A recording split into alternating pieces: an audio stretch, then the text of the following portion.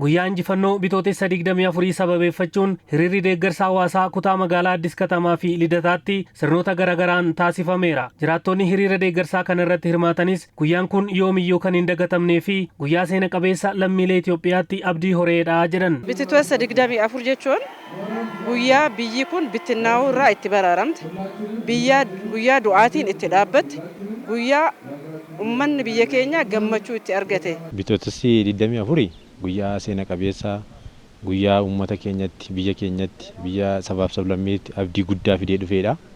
Jijjiirama guddaa, jijjiirama hagas jedhamee himamuu hin dandeenye kan argine. Dirreen siyaasaa abbaan aangoo uummata bal'aa ta'ee mirga rakkoosaa bilisaan akka barbaadetti gabaa bilisaatti akka barbaadetti mirga isaa himachuu dubbifachuu kan danda'u ta'uu isaati. Waggoottan jijjiiramaa darbanitti waa dangalame qabatamaatti hojiitti kan jijjiiramee fi yaada sabaa fi sablammootaa tokko taasisuun dhaloota boru biyya dhaalaniif dursa kennuun dargaggoonnii fi lammiilee harka qalleeyyiin dursa akka argatan taasisuun hojiin hojjetame injifannoo guddaa ta'us jiraattonni kunneen dubbataniiru. Keessattuu jijjiiramni diinagdee, siyaasaa fi hawaasummaa magaalaa Finfinnee ka'umsa taasifate addunyaadhaaf fakkeenya kan ta'udha jechuunis ibsan. Duratti ijoolleen hiyyeessaa bakkee taphaa qarshii waan kaffalanii ilaalan hin jirree fi odoo waan tokko hin argin, odoo waan tokko irratti hin taphatin darbuyyuudha. Har'a garuu karaa hunduma irratti hoggaa deemtu ani ijoolleen itti taphatan gartokkee, ani isaan guguddaa taphatan gartokkeedha. Hojiileen hojjetamaa jiran baay'een isaanii fakkeenya addunyaadhaaf kan ta'uu danda'an. Haadholiin baay'ee dadhaban.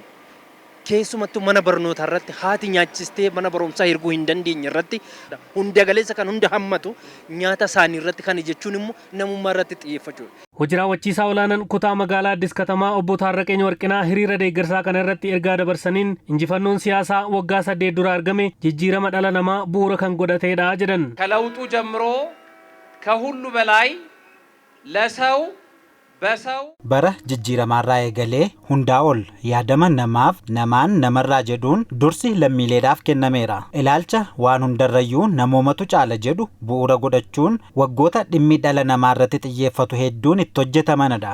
Bitootessi 24 jijjiirama hunda galeessa mirkaneessuuf guyyaa dhagaan bu'uuraa itti kaawwameedha kan jedhan immoo hojii raawwachiiftuu olaantuu kutaa magaalaa Lidataa Aadde Leeltii Gidaay. መጋቢት 24 ሁሉን አቀፍ ብልጽግና ለማረጋገጥ bitootessi 24 jijjiirama hunda galeessa mirkaneessuuf guddina hirmaachisaa haqa qabeessaa fi hammataa ta'e lafa qabsiisuuf guyyaa waadaan itti galame ture. Waadaan galame hin hafne qabatamaatti hojiitti jijjiiruuf kutannoodhaan aadaa hojii lammiilee jijjiiruun guyyaa badhaadhinaa waloo itti mirkaneessinedha.